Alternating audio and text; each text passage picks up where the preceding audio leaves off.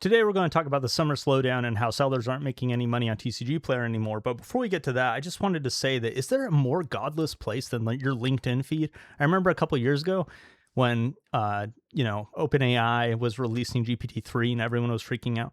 And LinkedIn everywhere was all about how in the future of jobs, we're going to be AI prompters. Your job would be being a prompter, and that being a natural language prompter would be a top career path in just a couple of years.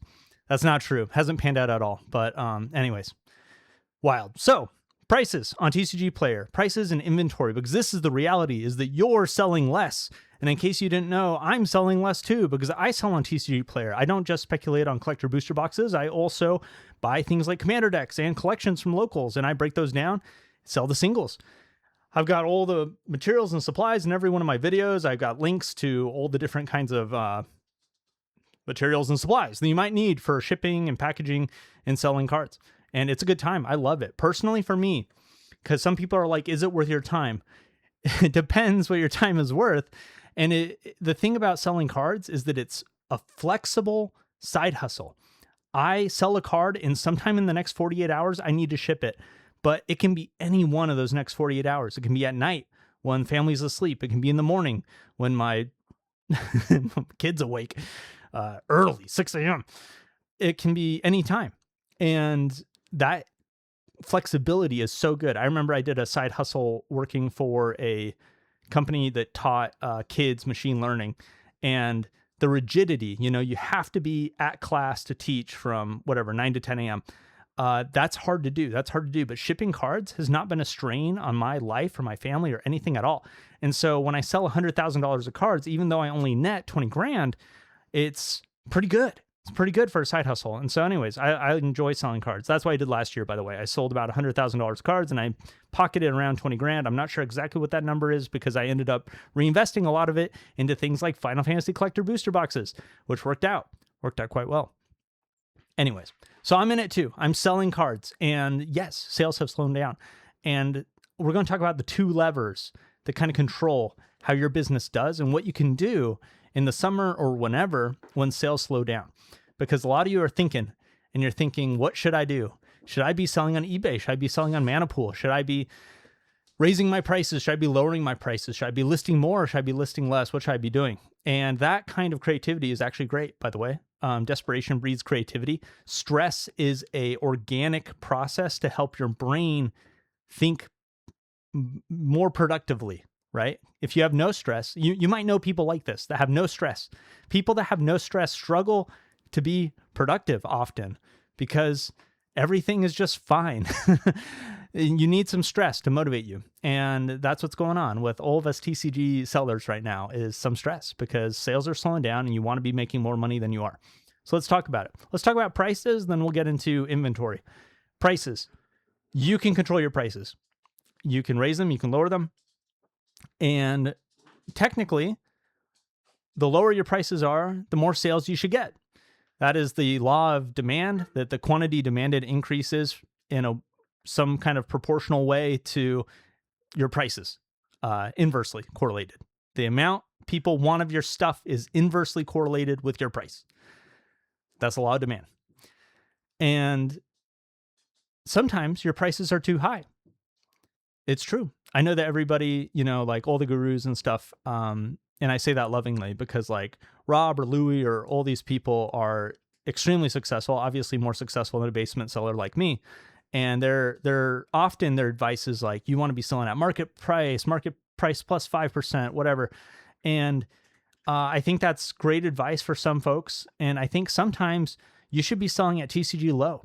I know for me, I have had a lot of success selling at TCG low. Part of it is that I'm able to source inventory that has really good margins. When I was able to buy Marvel Jumpstart boxes, break those open and sell on low, I was able to make great money really quickly, which is important because those boxes are being reprinted in just like a couple weeks. Another wave or restock or whatever is hitting.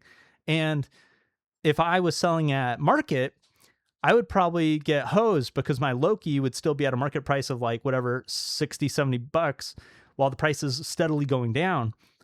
Selling at low, I'm able to kind of catch the falling knife or wherever they say, where I'm able to sell, make top dollar at the time for my card as the prices are falling. And so knowing the market, knowing your cards, are your cards market price cards? Are your cards TCG low cards?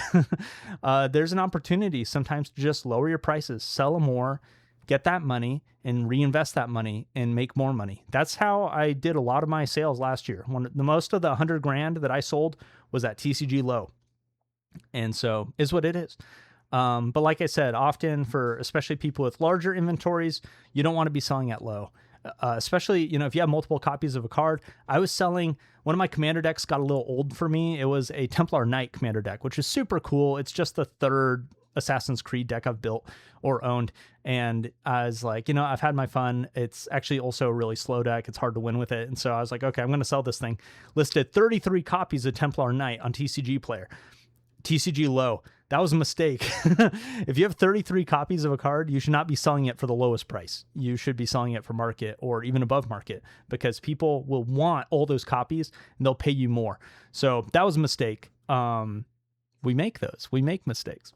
Anyways, prices can be too high. They can be too low, but it's something to think about. If you haven't thought about pricing and using pricing as a creative way to control your business and control the flow of income, and how quickly you sell cards.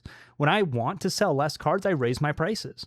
It's like if I have a busy weekend where I know I'm not going to be able to stuff envelopes, raise my prices. And then I'll make some sales and those will feel great. And I'll make less sales and that also feels great because I don't have as much time. But man, if you got a ton of inventory and you're ready to burn through it, you might want to consider lowering your prices. One caveat to that, I would not recommend selling cards for cheap. I mean, like the people selling cards for 15 cents, 20 cents, even 30 cents, to me, it just feels bad. Particularly because 30 cents, maybe not, because you make some margin on shipping and things like that. But, if you sell a bunch of cards for 15 cents, you can get to a point. This is actually my worst fear. This is my worst case scenario, is you sell a package and you lose money on it. So somebody buys 30 copies of a 15-cent card from you. You suddenly have all these stamps where the cost of shipping is more than you're making from the cards. Anyways, it's a disaster. So let's talk about inventory, because the thing is, along with prices, you also have your inventory, and your inventory isn't just this monolithic, like this card is worth this much, game over. You can get creative about your inventory, because the thing is that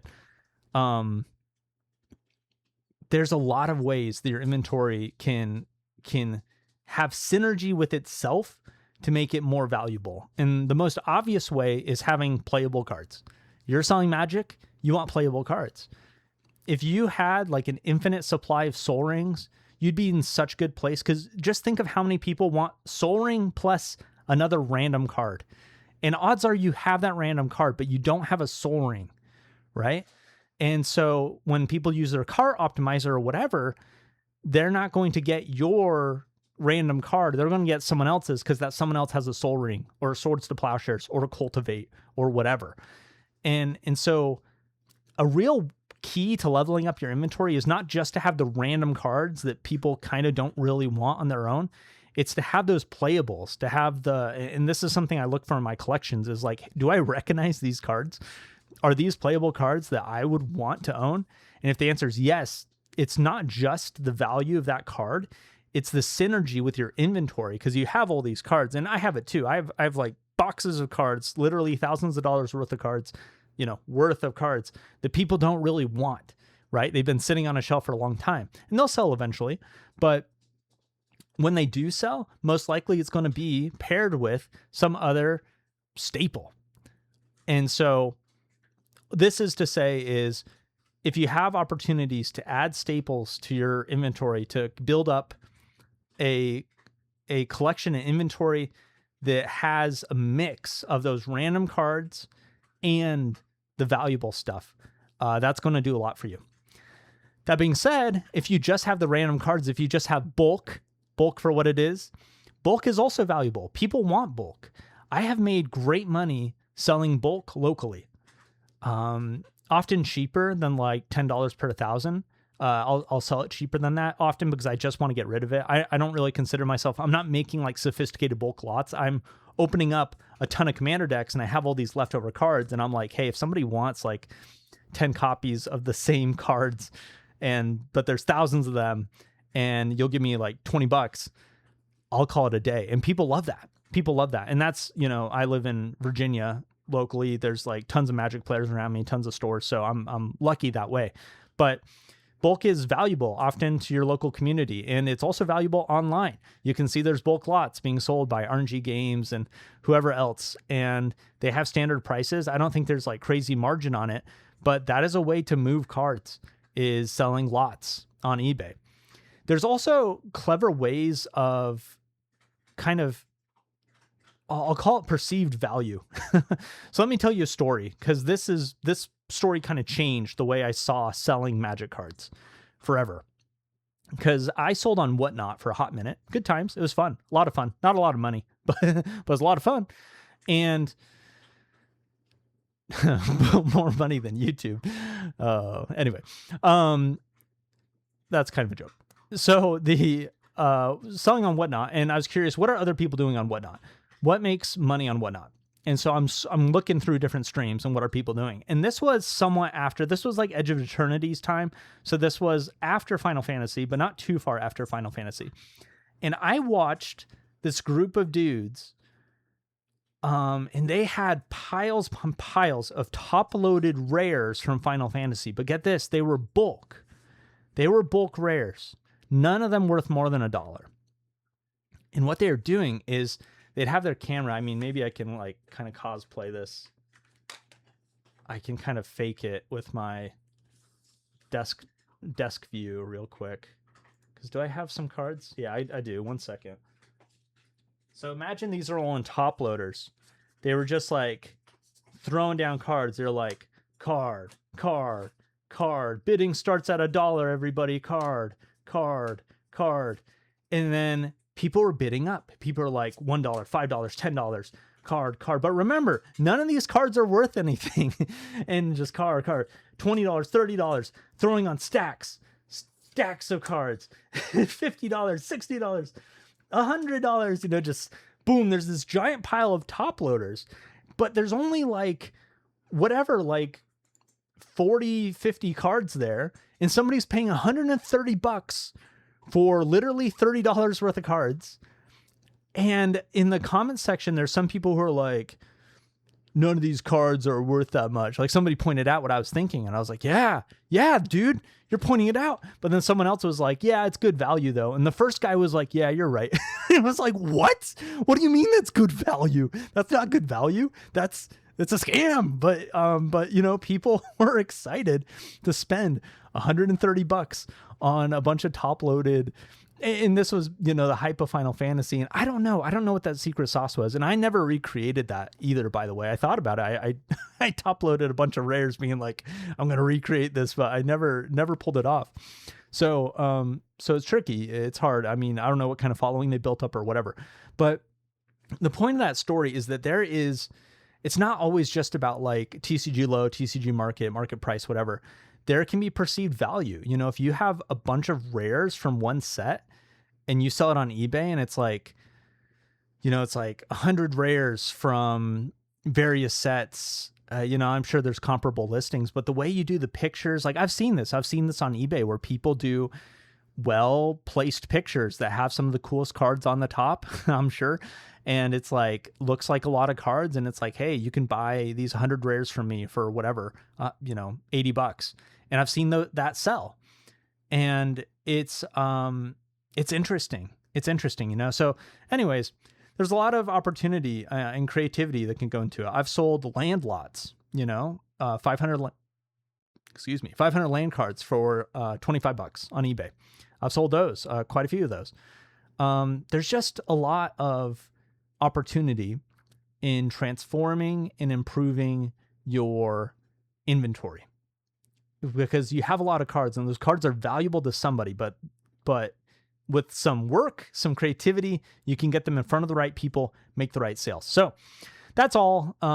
Those are my thoughts. What am I doing? I'm really selling at TCG low, but I'm also thinking of some clever ways. Like I just sold a bunch of bulk. I'm thinking of clever ways to move a lot of bulk rares. I might try the eBay lots. I think that could be a good way to go. So anyways, that's what I'm doing. But yeah, let me know in the comments section what you're trying or doing to help make the summer better for your TCG business. And hang in there, folks. It's a good time. Thanks for watching. I love YouTube. I love what I do. Thank you so much to my patrons who are generous in supporting my YouTube journey. And I will see y'all in the next video. Subscribe.